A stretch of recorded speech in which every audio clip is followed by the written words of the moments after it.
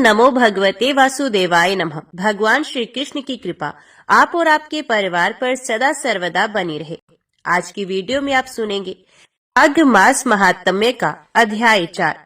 श्री वशिष्ठ जी कहने लगे कि हे राजन, अब मैं माघ के उस महात्म्य को कहता हूँ जो कार्तवीर्य के पूछने पर दत्तात्रेय जी ने कहा था। जिस समय साक्षात विष्णु के रूप श्री दत्तात्रेय सत्य पर्वत पर रहते थे, तब महेशमती के राजा सहस्त्र अर्जुन ने उनसे पूछा कि हे योगियों में श्रेष्ठ दत्तात्रेय जी, मैंने सब धर्म सुने, अब आप कृपा करके मुझे माघ मास का महात्म्य कहिए। तब दत्तात्रेय जी बोले, जो नारद जी से ब्रह्मा जी ने कहा था वही माघ महात्म्य मैं तुमसे कहता हूँ। इस कर्म भूमि भारत में जन्म लेकर जिसने माघ स्नान नहीं किया, उसका जन्म निष्फल गया। भगवान की प्रसन्नता, पापों के नाश और स्वर्ग की प्राप्ति के लिए माघ स्नान अवश्य करना चाहिए। यदि ये पुष्ट एवं शुद्ध शरीर माघ स्नान के बिना ही रह जाए तो इसकी रक्षा करने से क्या लाभ। जल में बुलबुले के समान, मक्खी जैसे तुच्छ जंतु के समान ये शरीर माघ स्नान के बिना मरण समान है। विष्णु भगवान की पूजा ना करने वाला ब्राह्मण, बिना दक्षिणा के श्राद्ध ब्राह्मण, रहत क्षेत्र, आचार रहत कुल, ये सब नाश के बराबर हैं। गर्व से धर्म का, क्रोध से तप का, गुरुजनों की सेवा ना करने से स्त्री तथा ब्रह्मचारी, बिना जली अग्नि से हवन और बिना साक्षी के मुक्ति का नाश हो जाता है। जीविका के लिए कहने वाली कथा, अपने ही लिए बनाए हुए भोजन की क्रिया, शूद्र से भिक्षा लेकर किया हुआ यज्ञ तथा कंजूस का धन, ये सब नाश के कारण है। बिना अभ्यास और आलस्य वाली विद्या, सत्यवाणी, विरोध करने वाला राजा, जीविका के लिए तीर्थ यात्रा, जीविका के लिए व्रत, संदेह युक्त मंत्र का जप, व्यग्रचित होकर जप करना, वेद ना जानने वाले को दान देना, संसार में नास्तिक मत ग्रहण करना, श्रद्धा बिना धार्मिक क्रिया, ये सब व्यर्थ है। और जिस तरह दरिद्र का जीना व्यर्थ है, उसी तरह माघ स्नान के बिना मनुष्य का जीना व्यर्थ है। ब्रह्मघाती, सोना चुराने वाला, मदिरा पीने वाला, गुरु पत्नी गामी और इन चारों की संगति करने वाला माघ स्नान से पवित्र होता है। जल कहता है कि सूर्य उदय से पहले जो मुझसे स्नान करता है, मैं उसके बड़े से बड़े पापों को नष्ट करता हूँ। महापातक भी स्नान करने से भस्म हो जाते हैं। माघ मास के स्नान का जब समय आ जाता है तो सब पाप अपने नाश के भय से कांप जाते हैं। जैसे मेघों से मुक्त होकर चंद्रमा प्रकाश करता है, वैसे ही श्रेष्ठ मनुष्य माघ मास में स्नान करके प्रकाशमान होते हैं। काया वाचा मनसा से किया हुए छोटे या बड़े, नए या पुराने, सभी पाप स्नान से नष्ट हो जाते हैं। आलस्य में बिना जाने जो पाप किए हों वे भी नाश को प्राप्त होते हैं। जिस तरह जन्म जन्मांतर के अभ्यास से आध्यात्मिक ज्ञान की प्राप्ति होती है, उसी तरह जन्मांतर अभ्यास से ही माघ स्नान में मनुष्य की रुचि होती है। ये अपवित्रों को पवित्र करने वाला बड़ा तप और संसार रूपी कीचड़ को धोने की पवित्र वस्तु है। हे राजन, जो मनुवांशित फल देने वाला माघ स्नान नहीं करते, वे सूर्य चंद्र के समान भोगों को कैसे भोग सकते हैं। ओम नमो भगवते वासुदेवाय नमः। पुलस्त्य जी कहते हैं, राजन, अब मैं एकोदिष्ट श्राद्ध का वर्णन करूंगा जिसे पूर्व काल में ब्रह्मा जी ने बतलाया था। साथ ही ये भी बताऊंगा कि पिता के मरने पर पुत्रों को किस प्रकार अशौच का पालन करना चाहिए। ब्राह्मणों में मरना शौच 10 दिन तक रखने की आज्ञा है, क्षत्रियों में 12 दिन तक, वैश्यों में 15 दिन तक तथा शूद्रों में 1 महीने का विधान है। ये अशौच सपिंड 7 पीढ़ी तक के प्रत्येक मनुष्य पर लागू होता है। यदि किसी बालक की मृत्यु चूड़ाकरण के पहले हो जाए तो उसका अशौच 1 रात का कहा गया है। उसके बाद उपनयन के पहले तक 3 रात का अशौच रहता है। जन्म शौच में भी सब वर्णों के लिए यही व्यवस्था है। अस्थि संचयन के बाद अशौचग्रस्त पुरुष के शरीर का स्पर्श किया जा सकता है। प्रेत के लिए 12 दिनों तक प्रतिदिन पिंड दान करना चाहिए, क्योंकि वे उसके लिए राह खर्च है, इसलिए उसे पाकर प्रेत को बड़ी प्रसन्नता होती है। द्वादशाह के बाद प्रेत की यमपुरी में ले जाया जाता है। तब तक वे घर पर ही रहता है। अतः 10 रात तक प्रतिदिन उसके लिए आकाश में दूध देना चाहिए। इससे सब प्रकार के दाह की शांति होती है तथा मार्ग के परिश्रम का भी निवारण होता है। दशहरा के बाद 11वें दिन जबकि सूतक निवृत्त हो जाता है, अपने गोत्र के 11 ब्राह्मणों को ही बुलाकर भोजन कराना चाहिए। अशोच की समाप्ति के दूसरे दिन एकोदिष्ट श्राद्ध करें। इसमें ना तो आवाहन होता है, ना अग्नि में हवन, विश्वदेवों का पूजन आदि भी नहीं होता। एक ही पवित्री, एक ही अर्घ और एक ही पिंड देने का विधान है। अर्घ और पिंड आदि देते समय प्रेत का नाम लेकर तुम्हें प्राप्त हो ऐसा कहना चाहिए। तत्पश्चात तिल और जल छोड़ना चाहिए। अपने किए हुए दान का जल ब्राह्मण के हाथ में देना चाहिए तथा विसर्जन के समय कहना चाहिए, शेष कार्य अन्य श्राद्धों की ही भांति जानना चाहिए। उस दिन विधि पूर्वक शय्यादान, फल, वस्त्र संवित, कांचन पुरुष की पूजा तथा द्विज दंपति का पूजन भी करना आवश्यक है। एकादशः श्राद्ध में कभी भोजन नहीं करना चाहिए। यदि भोजन कर ले तो चंद्रायन व्रत करना उचित है। सुयोग्य पुत्र को पिता की भक्ति से प्रेरित होकर सदा ही एकोदिष्ट श्राद्ध करना चाहिए। एकादशः के दिन वृषोत्सर्ग करे, उत्तम कपिला गोदान करे और उसी दिन से आरंभ करके 1 वर्ष तक प्रतिदिन भक्ष्य भोज्य के साथ तिल और जल से भरा हुआ घड़ा दान करना चाहिए। इसी को कुंभ दान कहते हैं। तदंतर वर्ष पूरा होने पर स्पिंडीकरण श्राद्ध होना चाहिए। स्पिंडीकरण के बाद प्रेत पार्वण श्राद्ध का अधिकारी होता है तथा गृहस्थ के वृद्धि संबंधी कार्यों में अभ्युदिक श्राद्ध का भागी होता है। स्पिंडीकरण श्राद्ध देव श्राद्ध पूर्वक करना चाहिए, अर्थात उसमें पहले विश्व देवों की फिर पितरों की पूजा होती है। स्पिंडीकरण में जब पितरों का आवाहन करें तो प्रेत का आसन उनसे अलग रखें। फिर चंदन, जल और तिल से युक्त 4 अर्घ्य पात्र बनाएं तथा प्रेत के अर्घ्य पात्र का जल 3 भागों में विभक्त करके पितरों के अर्घ्य पात्रों में डालें।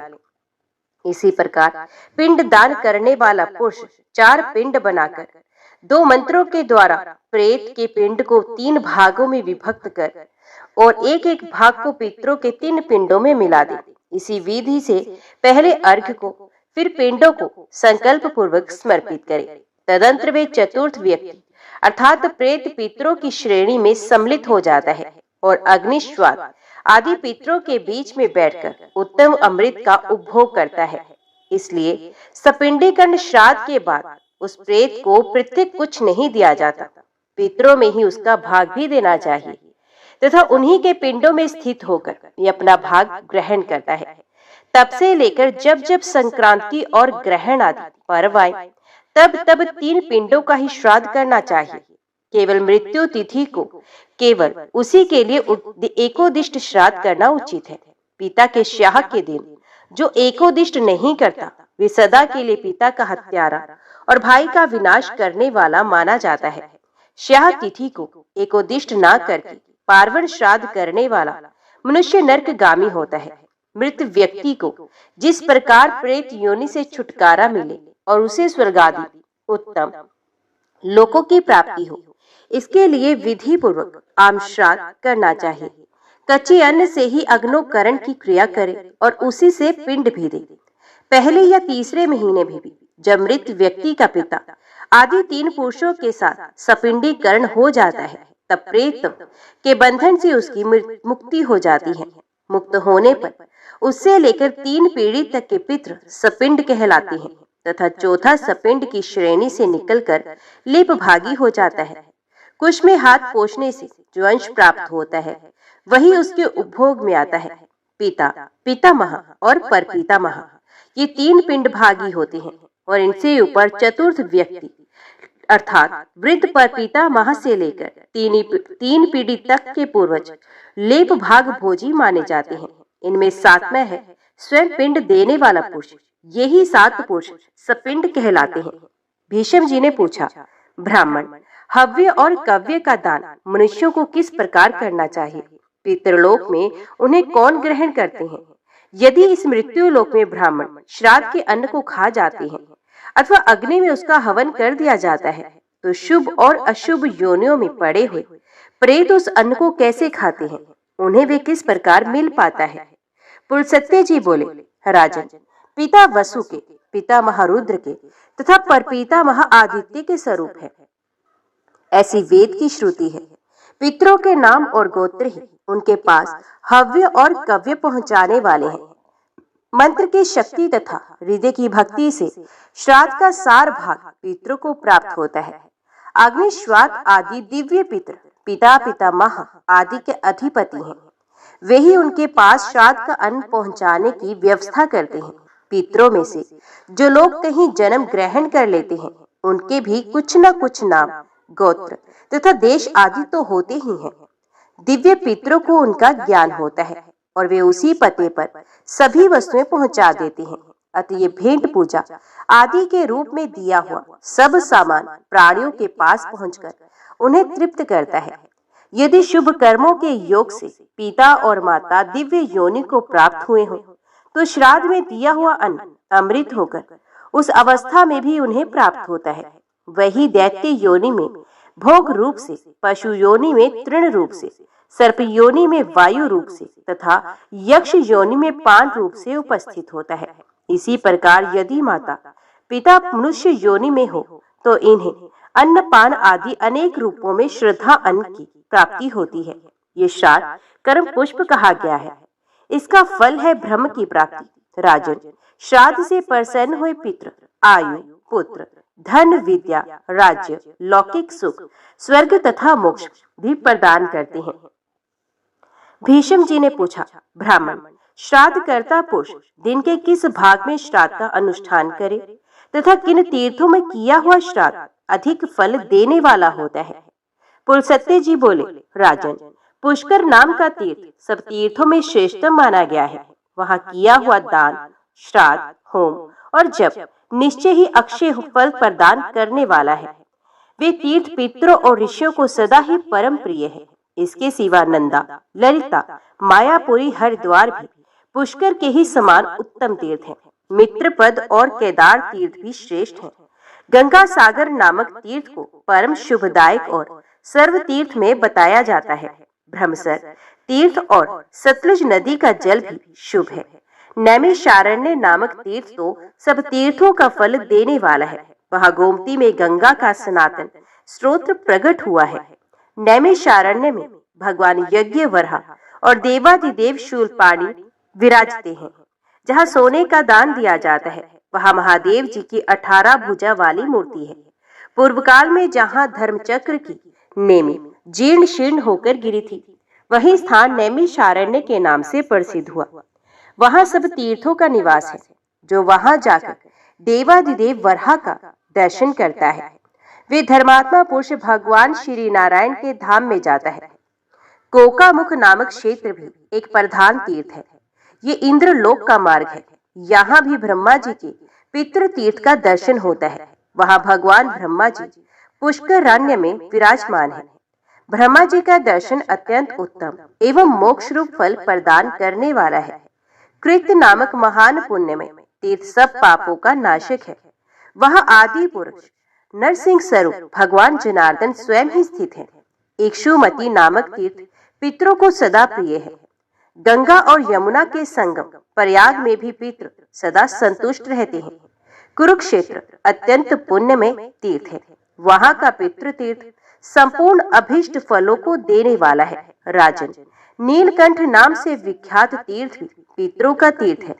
इसी प्रकार परम पवित्र भद्रसर तीर्थ, मानसरोवर, मंदाकिनी, अशोदा, विपाशा, पुण्य सलिला सरस्वती, सर्वमित्र पद, महाफल दायक वैद्यनाथ, अत्यंत पावन शिप्रा नदी, कालिंजर गिरी, तीर्थोभेद, हरदोभेद, गर्भभेद, महाल्य, भद्रेश्वर, विष्णुपद, नर्मदा द्वार तथा गया तीर्थ, ये सब पितृतीर्थ हैं।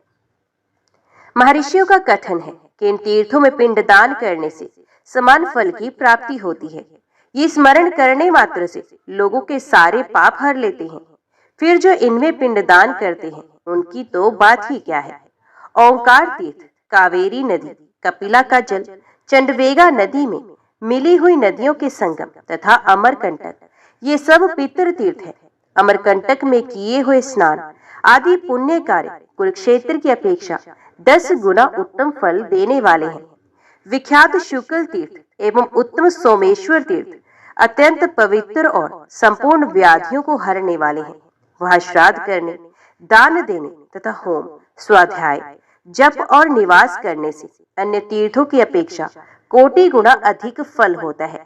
इनके अतिरिक्त एक कायावरोहण नामक तीर्थ है, जहां किसी ब्राह्मण के उत्तम भवन में देवादिदेव त्रिशूलधारी भगवान शंकर का तेजस्वी अवतार हुआ था, इसलिए वे स्थान परम पुण्य में तीर्थ बन गया। चरमवती नदी, शूलतापी, पयोशनी, पयोशनी संगम, मोह औषधि, चारणा, नाग तीर्थ परिवर्तनी, पुण्य सलिला, महावीणा नदी, महाशाल तीर्थ, गोमती, वरुणा, अग्नि तीर्थ, भैरव तीर्थ, भृगु तीर्थ, गौरी तीर्थ, विनायक तीर्थ, वस्त्रेश्वर तीर्थ, पापहर तीर्थ, पावन सलिला वेद्रवती नदी, महारुद्र तीर्थ, महालिंग तीर्थ, दुशारणा, महानदी, शत्रुद्रा, शिताहा, पितृपदपुर, अंगार वाहिका नदी, शौण और घरगर नाम वाले 2 नद, परम पावन कालिका नदी और शुभदायिनी पित्रा नदी, ये समस्त पितृ तीर्थ स्नान और दान के लिए उत्तम माने गए हैं। इन तीर्थों में जो पिंड आदि दिया जाता है वे अनंत फल देने वाला माना गया है।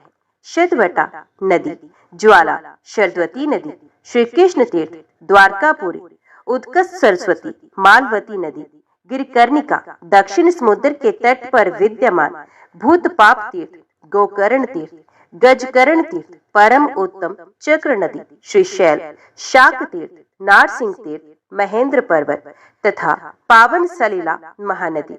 इन सब तीर्थों में किया हुआ श्राद्ध भी सदा अक्षय फल प्रदान करने वाला माना गया है। ये दर्शन मात्र से पुण्य उत्पन्न करने वाले तथा तत्काल समस्त पापों को हर लेने वाले हैं। पुण्य में तुंगभद्रा, चक्रथी, भीमेश्वर तीर्थ, कृष्ण वेना, कावेरी, अंजना, पावन सलिला, गोदावरी, उत्तम त्रिसंध्या तीर्थ और समस्त तीर्थों से नमस्कृत त्र्यंबकम तीर्थ, जहाँ भीम नाम से प्रसिद्ध भगवान शंकर स्वयं विराजमान है, अत्यंत उत्तम है। इन सब में दिया हुआ दान कोटि गुना अधिक फल देने वाला है।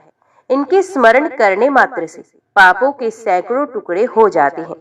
परम पावन श्रीपर्णा नदी, अत्यंत उत्तम व्यास तीर्थ, मत्स्य नदी, राका, शिवधारा, विख्यात भव तीर्थ, सनातन पुण्य तीर्थ, पुण्य में रामेश्वर तीर्थ, बेणायु, अमलपुर प्रसिद्ध मंगल तीर्थ, आत्मदर्श तीर्थ, अलम्बुज तीर्थ, वत्स वार्तेश्वर तीर्थ, गोका मुख तीर्थ, गोवर्धन, हरिश्चंद्र, पुरुषचंद्र, पृथुत्क, सहस्राक्ष, हिरण्याक्ष, कदली नदी, नामधेय तीर्थ, सौमित्री संगम तीर्थ, इंद्रनेल, महानाद तथा प्रिय मेलक, ये भी श्राद्ध के लिए अत्यंत उत्तम माने गए हैं।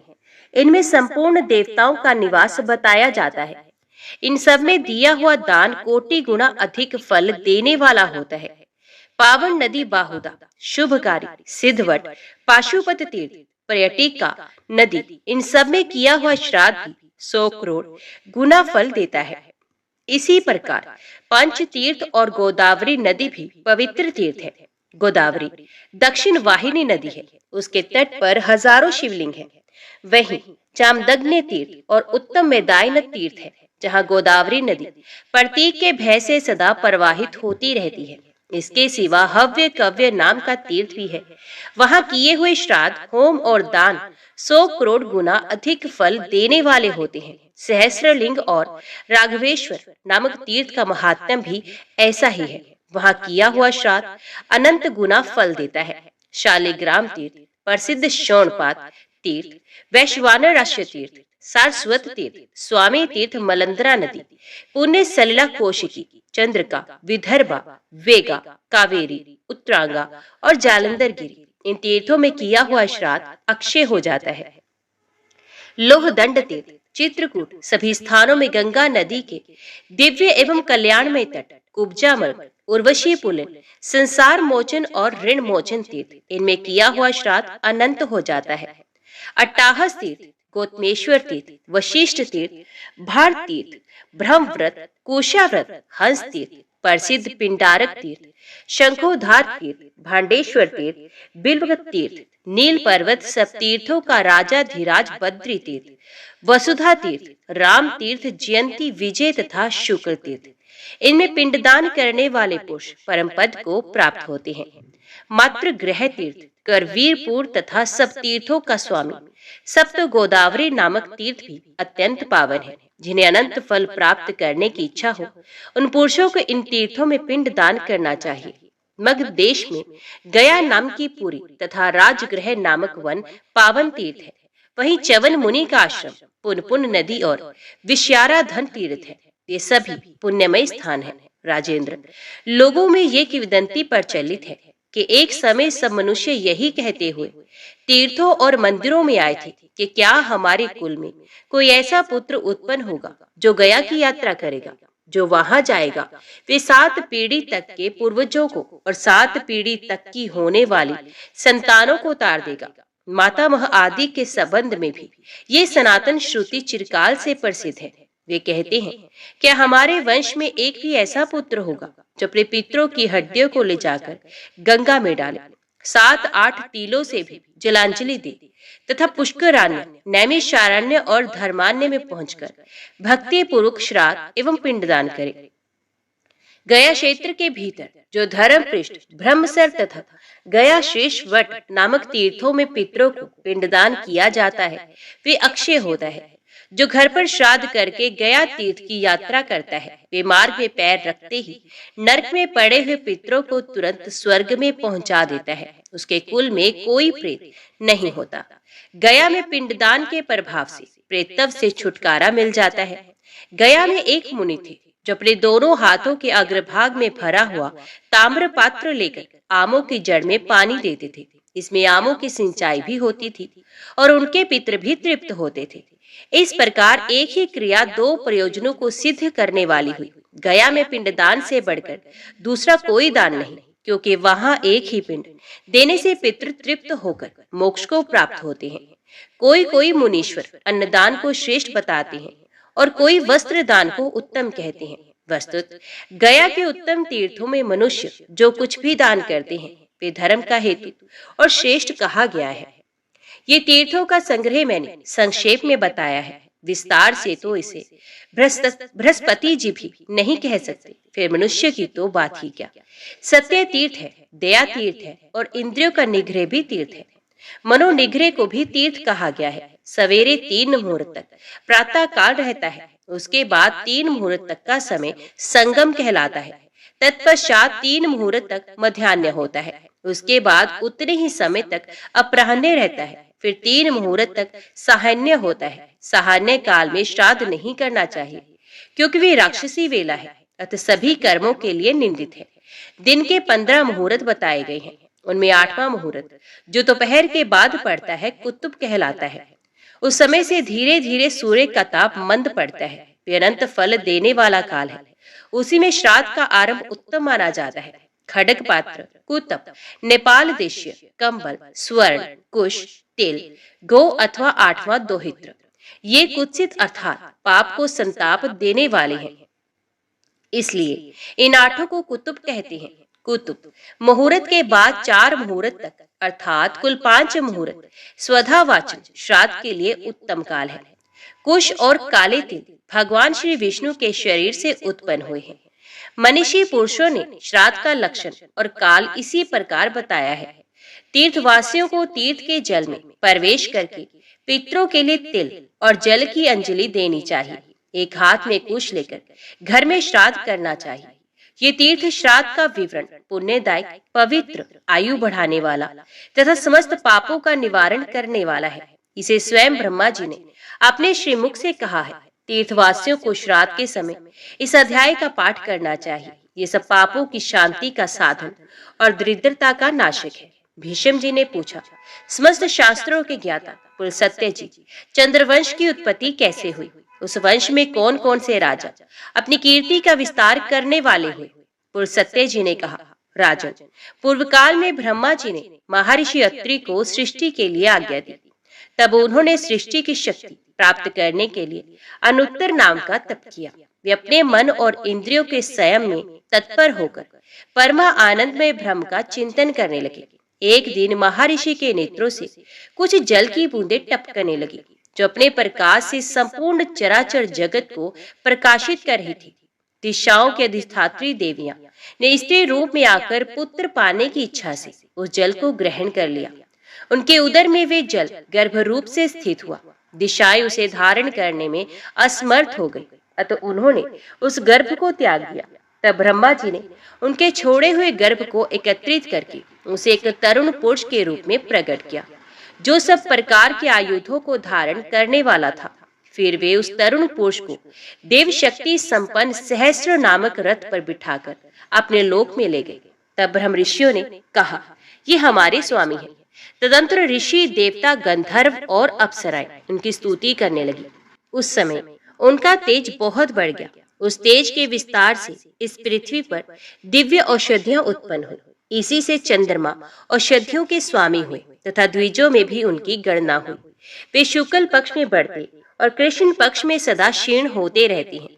कुछ काल के बाद प्रचेताओं के पुत्र प्रजापति दक्ष ने अपनी 27 कन्याएं, जो रूप और लावण्य से युक्त तथा अत्यंत तेजस्विनी थी, चंद्रमा को पत्नी रूप में अर्पण की। तत्पश्चात चंद्रमा ने केवल श्री विष्णु के ध्यान में तत्पर होकर चिरकाल तक बड़ी भारी तपस्या की। इससे प्रसन्न होकर परमात्मा श्री नारायण देव ने उनसे वर मांगने को कहा। तब चंद्रमा ने ये वर मांगा, मैं इंद्रलोक में राजस्व यज्ञ करूंगा। उसमें आपके साथ ही संपूर्ण देवता मेरे मंदिर में प्रत्यक्ष प्रकट होकर यज्ञ भाग ग्रहण करें। शूलधारी भगवान श्री शंकर मेरे यज्ञ की रक्षा करें। तथास्तु कहकर भगवान विष्णु ने स्वयं ही राजस्व यज्ञ का समारोह किया। उसमें अत्रि होता, भृगु अधर्वयु और ब्रह्मा जी उद्गाता हुए साक्षात भगवान श्री हरि ब्रह्मा बनकर यज्ञ के दृष्टा हुए तथा संपूर्ण देवताओं ने सदस्य का काम संभाला। यज्ञ पूर्ण होने पर चंद्रमा को दुर्लभ ऐश्वर्य मिला और वे अपनी तपस्या के प्रभाव से सातों लोकों के स्वामी हुए। चंद्रमा से बुध की उत्पत्ति हुई। ब्रह्म ऋषियों के साथ ब्रह्मा जी ने बुध को भूमंडल के राज्य पर अभिषिक्त करके उन्हें ग्रहों की समानता प्रदान की। बुध ने ईला के गर्भ से एक धर्मात्मा पुत्र उत्पन्न किया, जिससे 100 से भी अधिक अश्वमेध यज्ञों का अनुष्ठान किया। वे पूर्वा के नाम से विख्यात हुआ। संपूर्ण जगत के लोगों ने उसके सामने मस्तक झुकाया। पूर्वा ने हिमालय के रमणीय शिखर पर ब्रह्मा जी की आराधना करके लोकेश्वर का पद प्राप्त किया। वे सातों दीपों के स्वामी हुए। केशी आदि दैत्यों ने उनकी दास्ता स्वीकार की। उर्वशी नाम की अप्सरा उनके रूप पर मोहित होकर उनकी पत्नी हो गई। राजा पूर्वा संपूर्ण लोकों के हितैषी राजा थे। उन्होंने सातों द्वीप, वन, पर्वत और काननों सहित समस्त भूमंडल का धर्म पूर्वक पालन किया। उर्वशी ने पूर्वा के वीर्य से 8 पुत्रों को जन्म दिया। उनके नाम ये हैं: आयु, दृढ़ायु, वशायु, धनायु, वृत्तिमान, वसु, दिविजात और सुबाहु। ये सभी दिव्य बल और पराक्रम से संपन्न थे। इनमें से आयु के 5 पुत्र हुए: नहुष, वृद्धशर्मा, रजि, दंभ और विपायमा। ये पांचों वीर महारथी थे। रजि के 100 पुत्र हुए, जो राज्य के नाम से विख्यात थे। राजन, रजि ने तपस्या द्वारा पाप के संपर्क से रहित भगवान श्री नारायण की आराधना की। इसे संतुष्ट होकर श्री विष्णु ने उन्हें वरदान दिया, जिसे रजि ने देवता, असुर और मनुष्यों को जीत लिया। अब मैं नहुष के पुत्रों का परिचय देता हूँ। उनके 7 पुत्र हुए और वे सबके सब धर्मात्मा थे। उनके नाम ये हैं: यति, याति, स्याति, उद्भव, पर, व्यति और विद्यासाति। ये सातों अपने वंश का यश बढ़ाने वाले थे। उनमें यति कुमारावस्था में ही वानप्रस्थ योगी हो गए। याति राज्य का पालन करने लगे। उन्होंने एकमात्र धर्म की ही शरण ले रखी थी। दानव राज वृषपर्वा की कन्या शर्मिष्ठा तथा शुक्राचार्य की पुत्री सती देवयानी, ये दोनों उनकी पत्नियां थी। याति के 5 पुत्र थे। देवयानी ने यदु और तुर्वसु नाम के 2 पुत्रों को जन्म दिया तथा शर्मिष्ठा ने ध्रुवा, अनु और पुरु नाम के 3 पुत्र उत्पन्न किए। उनमें से यदु और पुरु ये दोनों अपने वंश का विस्तार करने वाले हुए। यदु से यादवों की उत्पत्ति हुई, जिनमें पृथ्वी का भार उतारने और पांडवों का हित करने के लिए भगवान बलराम और श्री कृष्ण प्रकट हुए हैं। यदु के 5 पुत्र हुए जो देव कुमारों के समान थे। उनके नाम थे सहस्त्रजित, क्रोष्टु, नील, अंजिक और रघु। इनमें सहस्त्रजित ज्येष्ठ थे। उनके पुत्र राजा शतजित हुए। शतजित के हेय और उत्तालय ये 3 पुत्र हुए जो बड़े धर्मात्मा थे। हेय का पुत्र धर्मनेत्र के नाम से विख्यात हुआ। धर्मनेत्र के कुंभी, कुंभी के सहत और सहत के महिष्मान नामक पुत्र हुआ। महिष्मान से भद्रसेन नामक पुत्र का जन्म हुआ जो बड़ा प्रतापी था। वे काशीपुरी का राजा था जो बड़ा प्रतापी था। भद्रसेन के पुत्र राजा दुर्दश हुए। दुर्दश के पुत्र भीम और भीम के बुद्धिमान कनक हुए। कनक के कृताग्नि, कृतवीर्य, कृतधर्मा और कृतेजा ये 4 पुत्र हुए जो संसार में विख्यात थे। कृतवीर्य का पुत्र अर्जुन हुआ जो 1000 भुजाओं से सुशोभित एवं 7 द्वीपों का राजा था। राजा कार्तवीर्य ने 10,000 वर्षों तक दुष्कर तपस्या करके भगवान दत्तात्रेय जी की आराधना की। पुरुषोत्तम दत्तात्रेय जी ने उन्हें 4 वरदान दिए। राजाओं में श्रेष्ठ अर्जुन ने पहले तो अपने लिए 1000 भुजाएं मांगी। दूसरे वर के द्वारा उन्होंने ये प्रार्थना की कि मेरे राज्य में लोगों को अधर्म की बात सोचते हुए मुझसे भय हो और वे अधर्म के मार्ग से हट जाएं। तीसरा वरदान इस प्रकार था, मैं युद्ध में पृथ्वी को जीतकर धर्म पूर्वक बल का संग्रह करूं। चौथे वर के रूप में उन्होंने ये मांगा कि संग्राम में लड़ते लड़ते मैं अपनी अपेक्षा श्रेष्ठ वीर के हाथ से मारा जाऊं।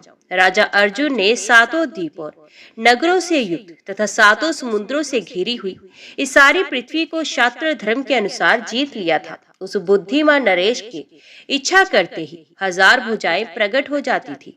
महाबाहु अर्जुन के सभी यज्ञों में पर्याप्त दक्षिणा बांटी जाती थी। सब में स्वर्ण में स्तंभ और सोने की ही वेदियां बनाई जाती थी। उन यज्ञों में संपूर्ण देवता सज धज कर विमानों पर बैठकर प्रत्यक्ष दर्शन देते थे। महाराज कार्तवीर्य ने 85,000 वर्षों तक एक क्षत्र राज्य किया। वे चक्रवर्ती राजा थे। योगी होने के कारण अर्जुन समय समय पर मेघ के रूप में प्रकट हो वृष्टि के द्वारा प्रजा को सुख पहुंचाते थे। प्रत्यंचा के आघात से उनकी भुजाओं की त्वचा कठोर हो गई थी। जब वे अपनी हजारों भुजाओं के साथ संग्राम में खड़े होते थे उस समय सहस्रों किरणों से सुशोभित श्वेतकालीन सूर्य के समान तेजस्वी जान पड़ते थे। परम कांतिमान महाराज अर्जुन महिष्मतिपुरी में निवास करते थे और वर्षा काल में समुद्र का वेग भी रोक देते थे। उनकी हजारों भुजाओं के आलोडन से समुद्र शुद्ध हो उठता था और उस समय पातालवासी महान असुर लुक छिपकर निश्चेष्ट हो जाते थे। एक समय की बात है, वे अपने 5 बाणों से अभिमानी रावण को सेना सहित मूर्छित करके महिष्मतिपुरी में ले आए। वहां ले जाकर उन्होंने रावण को कैद में डाल दिया। तब मैं अर्जुन को प्रसन्न करने के लिए गया। राजन मेरी बात मानकर उन्होंने मेरे पुत्र को छोड़ दिया और उसके साथ मित्रता कर ली।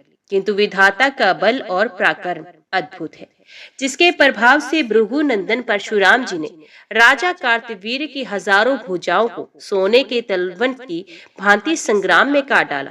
कार्तवीर्य अर्जुन के 100 पुत्र थे, किंतु उनमें 5 महारथी, अस्त्र विद्या में निपुण, बलवान, शूर, धर्मात्मा और महान व्रत का पालन करने वाले थे। उनके नाम थे शूरसेन, शूर, धृष्ट, कृष्ण और जयध्वज। जयध्वज का पुत्र महाबली तालझंग हुआ। तालझंग के 100 पुत्र हुए, जिनकी तालझंग के नाम से ही प्रसिद्धि हुई। उन हैह वंशीय राजाओं के 5 कुल हुए, वितिहोत्र, भोज, अवंती, तुंडकोर और विक्रांत। ये सबके सब तालझंग ही कहलाए। वितिहोत्र का पुत्र अनंत हुआ, जो बड़ा पराक्रमी था। उसके दुर्जय नामक पुत्र हुआ, जो शत्रु का संहार करने वाला था। राजेंद्र, अब यदु पुत्र क्रोष्टु के वंश का, जिसमें श्रेष्ठ पुरुषों ने जन्म लिया था, वर्णन सुनो। क्रोष्टु के ही कुल में विष्णु वंशावंतस भगवान श्री कृष्ण का अवतार हुआ। क्रोष्टु के पुत्र महामना वृजनिवान हुए। उनके पुत्र का नाम स्वाति था। स्वाति से कुशुंकु का जन्म हुआ। कुशुंकु से चित्रत उत्पन्न हुए, जो शशबिंदु नाम से विख्यात चक्रवर्ती राजा हुए। शशबिंदु के 10,000 पुत्र हुए। वे बुद्धिमान, सुंदर, प्रचुर वैभवशाली और तेजस्वी थे। उनमें भी 100 प्रधान थे। उन 100 पुत्रों में भी जिनके नाम के साथ पृथु शब्द जुड़ा था, वे महान बलवान थे। उनके पूरे नाम इस प्रकार है, पृथु श्रवा, पृथु यशा, पृथु तेजा, पृथु अधव, पृथु कीर्ति और पृथुमति पुराणों के ज्ञाता पुरुष उन सब में पृथु श्रवा को श्रेष्ठ बतलाते हैं। पृथु श्रवा से उष्णा नामक पुत्र हुआ जो शत्रु को संताप देने वाला था। उष्णा का पुत्र शिनेयु हुआ जो सज्जनों में श्रेष्ठ था। शिनेयु का पुत्र रुकम कवच नाम से प्रसिद्ध हुआ। ये शत्रु सेना का विनाश करने वाला था। राजा रुकम कवच ने एक बार अश्वमेध यज्ञ का आयोजन किया और उसमें दक्षिणा के रूप में ये सारी पृथ्वी ब्राह्मणों को दे दी। उसके रुकमेशु, पृथु रुकम, ज्यामग, परिग और हरि ये 5 पुत्र उत्पन्न हुए जो महान बनवान और पराक्रमी थे। उनमें से परिग और हरि को उनके पिता ने विदेह देश के राज्य पर स्थापित किया। रुकमेशु राजा हुए और पृथु रुकम उसके अधीन होकर रहने लगे। उन दोनों ने मिलकर अपने भाई ज्यामग को घर से निकाल दिया। ज्यामग ऋक्षवान पर्वत पर जाकर जंगली फल मूलों से जीवन निर्वाह करते हुए वहां रहने लगे। ज्यामग की स्त्री शैब्या बड़ी सती साध्वी स्त्री थी। उसे विदर्भ नामक पुत्र हुआ। विदर्भ से 3 पुत्र हुए, कृत, कौशिक और लोमपाद। राजकुमार कृत और कौशिक बड़े विद्वान थे तथा लोमपाद परम धर्मात्मा थे। तत्पश्चात राजा विदर्भ ने और भी अनेक पुत्र उत्पन्न किए जो युद्ध कर्म में कुशल तथा शूरवीर थे। लोमपाद का पुत्र बभ्रू और बभ्रू का पुत्र हेति हुआ। कौशिक के चिदि नामक पुत्र हुआ जिसे चैद्य राजाओं की उत्पत्ति बताई जाती है। विदर्भ का जो कृत नामक पुत्र था उसे कुंती का जन्म हुआ। कुंती से धृष्ट और धृष्ट से पृष्ठ की उत्पत्ति हुई। पृष्ठ प्रतापी राजा था। उसके पुत्र का नाम निर्वर्ती था। वे परम धर्मात्मा और शत्रुवीरों का नाशक था। निर्वर्ती के दशाह नामक पुत्र हुआ जिसका दूसरा नाम विदुरथ था। दशाह का पुत्र भीम और भीम का जीमूत हुआ। जीमूत के पुत्र का नाम विकल था। विकल से भीमरथ नामक पुत्र की उत्पत्ति हुई। भीमरथ का पुत्र नवरथ, नवरथ का दृढ़रथ और दृढ़रथ का पुत्र शकुनी हुआ। शकुनी से करम्ब और करम्ब से देवरात का जन्म हुआ। देवरात के पुत्र महायशस्वी राजा देवशत्रु हुए। देवशत्रु का पुत्र देव कुमार के समान अत्यंत तेजस्वी हुआ। उसका नाम मधु था। मधु से कुरुवंश का जन्म हुआ। कुरुवंश के पुत्र का नाम पुरुष था। वे पुरुषों में श्रेष्ठ हुआ। उसे विदर्भ कुमारी भद्रवती के गर्भ से जंतु का जन्म हुआ। जंतु का दूसरा नाम पुरुद्वसु था। जंतु की पत्नी का नाम वेत्रकी था। उसके गर्भ से सत्व गुण संपन्न सातवत की उत्पत्ति हुई जो सातवत वंश की कीर्ति का विस्तार करने वाला था। सत्व गुण संपन्न सातवत से उनकी रानी कौशल्या ने भजनी, भजमान, दिव्य राजा देवव्रत, अंधक, महाभोज और वृष्णि नाम के पुत्रों को उत्पन्न किया। इनसे 4 वंशों का विस्तार हुआ। उनका वर्णन सुनो। भजमान की पत्नी संजय कुमारी, संजय के गर्भ से भाज नामक पुत्र की उत्पत्ति हुई। भाज से भाजकों को जन्म हुआ। भाज की 2 स्त्रियां थीं। उन दोनों ने बहुत से पुत्र उत्पन्न किए।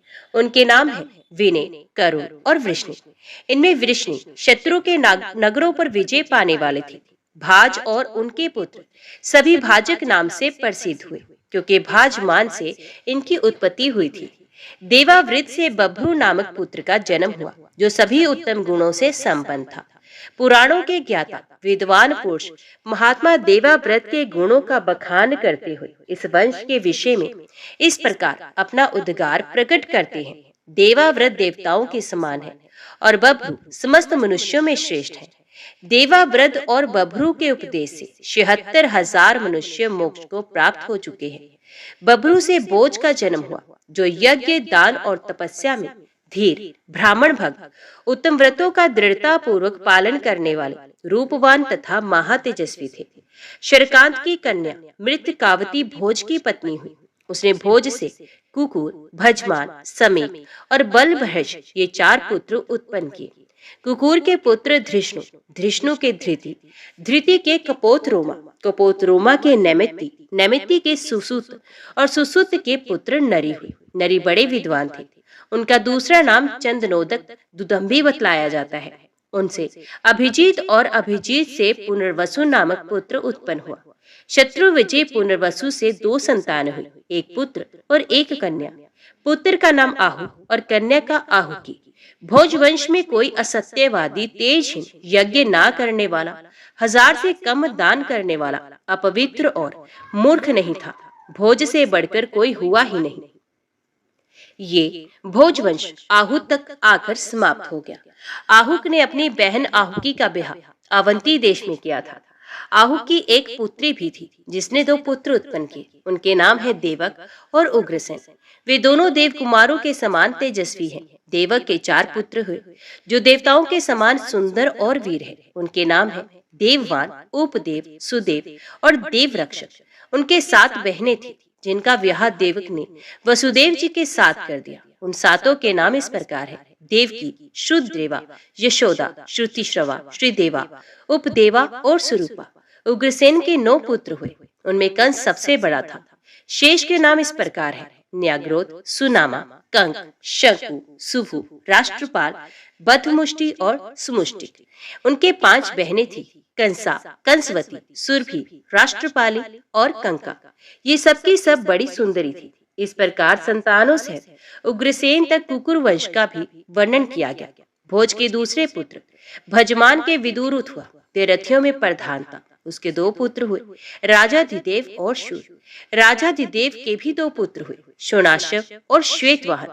वे दोनों वीर पुरुषों के सम्मानीय और क्षत्रिय धर्म का पालन करने वाले थे। शोणाशव के 5 पुत्र हुए। वे सभी शूरवीर और युद्ध कर्म में कुशल थे। उनके नाम इस प्रकार है: शमी, गदचर्मा, निमुरत, चक्रजित और शुचि। शमी के पुत्र प्रतिशत्र, प्रतिशत्र के भोज और भोज के हरदिक हुए। हरदिक के 10 पुत्र हुए जो भयानक पराक्रम दिखाने वाले थे। उनमें से कृतवर्मा सबसे बड़ा हुआ। उसे छोटों के नाम शतधन्वा, देवाहर, सुभानु, भीषण, महाबल, अजात, विजात, कारक और करम्भक है। देवाहर का पुत्र कंबल बहिष हुआ। वे विद्वान पुरुष था। उसके 2 पुत्र हुए, समोजा और असमोजा। अजात के पुत्र से भी समोजा नाम के 2 पुत्र उत्पन्न हुए। समोजा के 3 पुत्र हुए जो परम धार्मिक और पराक्रमी थे। उनके नाम है सुद्रेश, सुरांश और कृष्ण। सात्वत के कनिष्ठ पुत्र वृष्णि के वंश में अनमित्र नाम के प्रसिद्ध राजा हो गए हैं। वे अपने पिता के कनिष्ठ पुत्र थे। उनसे शिनी नामक पुत्र उत्पन्न हुआ। अनमित्र से वृष्णवीर युधाजित का भी जन्म हुआ। उनके सिवा 2 वीर पुत्र और हुए जो ऋषभ और शत्र के नाम से विख्यात हुए। उनमें से ऋषभ ने काशीराज की पुत्री को पत्नी के रूप में ग्रहण किया। उसे जयंत की उत्पत्ति हुई। जयंत ने जयंती नाम की सुंदरी भार्या के साथ विवाह किया। उसके गर्भ से एक सुंदर पुत्र उत्पन्न हुआ जो सदा यज्ञ करने वाला, अत्यंत धैर्यवान, शास्त्रज्ञ और अतिथियों का प्रेमी था। उसका नाम अक्रूर था। अक्रूर यज्ञ की दीक्षा ग्रहण करने वाले और बहुत सी दक्षिणा देने वाले थे। उन्होंने रतन कुमारी शैब्या के साथ विवाह किया और उसके गर्भ से 11 महाबली पुत्रों को उत्पन्न किया। अक्रूर ने शूरसेना नाम की पत्नी के गर्भ से देववान और उपदेव नामक 2 पुत्रों को जन्म दिया। इस प्रकार उन्होंने अश्विनी नाम की पत्नी से भी कई पुत्र उत्पन्न किए। विदुरथ की पत्नी इक्ष्वाकी के मिढुष नामक पुत्र को जन्म दिया। उनका दूसरा नाम शूर भी था। शूर ने भोजा के गर्भ से 10 पुत्र उत्पन्न किए। उनमें अनक दुदम्बी नाम से प्रसिद्ध महाबाहु वसुदेव ज्येष्ठ थे। उनके सिवा शेष पुत्रों के नाम इस प्रकार है: देवभाग, देवश्रवा, अनाधृष्टि, कुनि, नंदी, श्याम, सुमेरु और शंसियु। शूर से 5 सुंदरी कन्याएं भी उत्पन्न हुई जिनके नाम है श्रुति, कीर्ति, पृथु, श्रुति देवी, श्रुतश्रवा और राजा धिवेवी। ये 5 वीर पुत्रों की जननी थी। श्रुदेवी का विवाह वृद्ध नामक राजा के साथ हुआ। उसने कारुष नामक पुत्र उत्पन्न किया। श्रुति कीर्ति ने कैकेयी नरेश के अंश से संत दर्दन को जन्म दिया। श्रुवा चेदिराज की पत्नी थी। उसके गर्भ से सुनित शिशुपाल का जन्म हुआ। राजाधिदेवी के गर्भ से धर्म की भार्या अभिमर्दिता ने जन्म ग्रहण किया। शूर की राजा कुंती भोज के साथ मित्री थी, अतः उन्होंने अपनी कन्या पृथा को उन्हें गोद दे दिया। इस प्रकार वसुदेव की बहन तथा कुंती भोज की कन्या होने के कारण कुंती के नाम से प्रसिद्ध हुई। कुंती भोज ने महाराज पंडु के साथ कुंती का विवाह किया। कुंती से 3 पुत्र उत्पन्न हुए: युधिष्ठिर, भीमसेन और अर्जुन। अर्जुन इंद्र के समान पराक्रमी है। वे देवताओं के कार्य सिद्ध करने वाले, संपूर्ण दानवों के नाशक तथा इंद्र के लिए भी अवध्य है। उन्होंने दानवों का संहार किया है। पांडु की दूसरी रानी माद्रवती माद्री के गर्भ से 2 पुत्रों की उत्पत्ति सुनी गई है, जो नकुल और सहदेव नाम से प्रसिद्ध है। वे दोनों रूपवान और सत्वगुणी हैं। वसुदेव जी की दूसरी पत्नी रोहिणी ने, जो पुरु वंश की कन्या है, ज्येष्ठ पुत्र के रूप में बलराम को उत्पन्न किया। तत्पश्चात उनके गर्भ से रण प्रेमी सारण, दुर्धर, दमन और लंबी ठोड़ी वाले पिंडारक उत्पन्न हुए। वसुदेव जी की पत्नी, जो देव की देवी है, उनके गर्भ से पहले तो महाबाहु प्रजापति के अंशभूत बालक उत्पन्न हुए। फिर श्री कृष्ण का अवतार हुआ। विजय, रोचमान, वर्धमान और देवल, ये सभी महात्मा उपदेवी के गर्भ से उत्पन्न हुए हैं। श्रुदेवी ने महाभाग गवेषण का जन्म दिया, जो संग्राम में पराजित होने वाले नहीं थे। जो श्री कृष्ण के जन्म और वृद्धि की कथा का प्रतिदिन पाठ या श्रवण करता है, वे सब पापों से मुक्त हो जाता है। पूर्व काल में जो प्रजाओं के स्वामी थे, वे ही महादेव श्री कृष्ण लीला के लिए इस समय मनुष्यों में अवतीर्ण हुए हैं। पूर्व जन्म में देवकी और वसुदेव जी ने तपस्या की थी। उसी के प्रभाव से वसुदेव जी के द्वारा देवकी के गर्भ से भगवान का प्रादुर्भाव हुआ। उस समय उनके नेत्र कमल के समान शोभा पा रहे थे। उनके 4 भुजाएं थी। उनका दिव्य रूप मनुष्यों का मन मोहने वाला था। श्रीवत्स से चिन्ह एवं शंख चक्र आदि लक्षणों से युक्त भगवान के दिव्य विग्रह को देखकर वसुदेव जी बोले, प्रभु, इस रूप को छिपा लीजिए। मैं कंस से डरा हुआ हूँ, इसलिए ऐसा कहता हूँ। उसने मेरे 6 पुत्रों को, जो देखने में बहुत ही सुंदर थे, मार डाला है।